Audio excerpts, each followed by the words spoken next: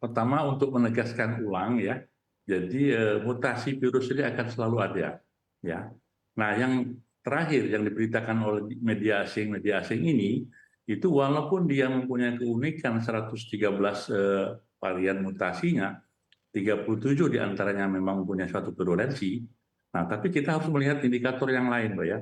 Seperti halnya dulu, varian baru ada di Singapura, varian baru ada di India, tapi belum tentu serta-merta masuk ke negara lain.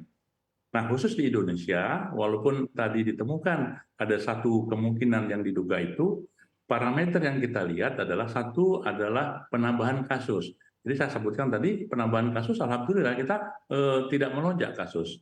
Yang kedua, pasien yang dirawat di rumah sakit juga masih sangat rendah.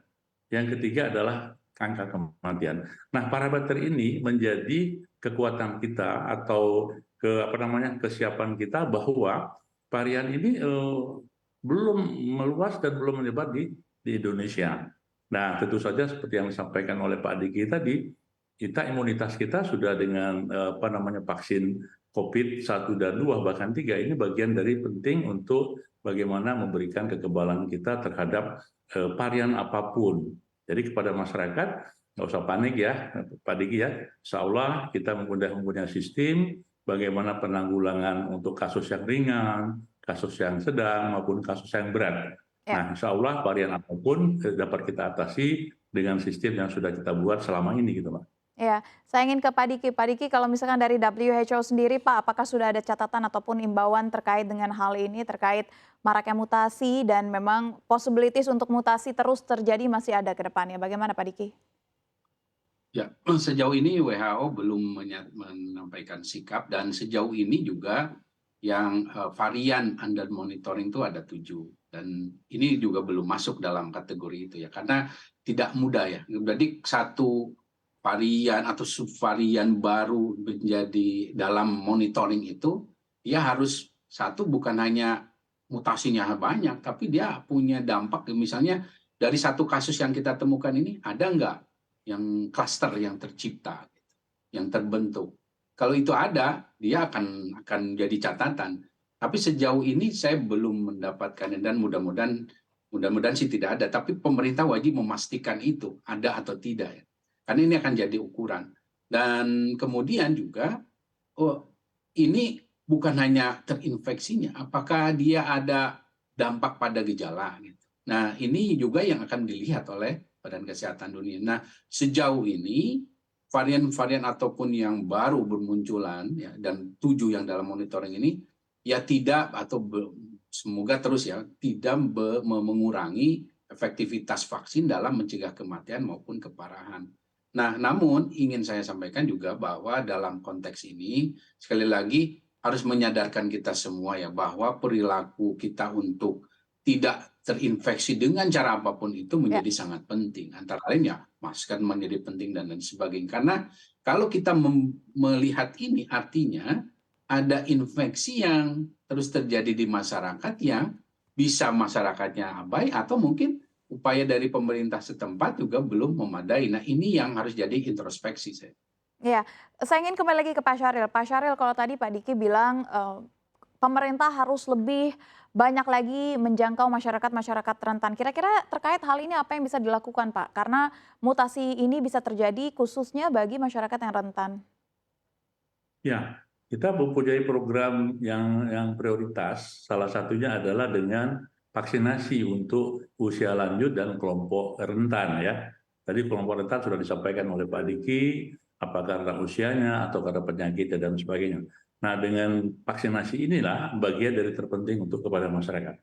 Nah, mungkin kami ingin sampaikan Mbak Sabya, jadi mengulangi lagi agar tidak cemas. Jadi varian baru yang disampaikan oleh media asing ini belum menjadi varian of concern ya, belum menjadi masuk ke situ, baru menjadi under monitoring, sehingga kita tidak terlalu berlebihan dan tentu saja kesiapan kita di samping vaksinasi ya kita sudah mempunyai satu perilaku hidup bersih dan sehat, itu menjadi bagian yang penting bagi kita juga termasuk menjaga penularan dari infeksi penyakit apapun, bukan hanya COVID ya tapi secara keseluruhan.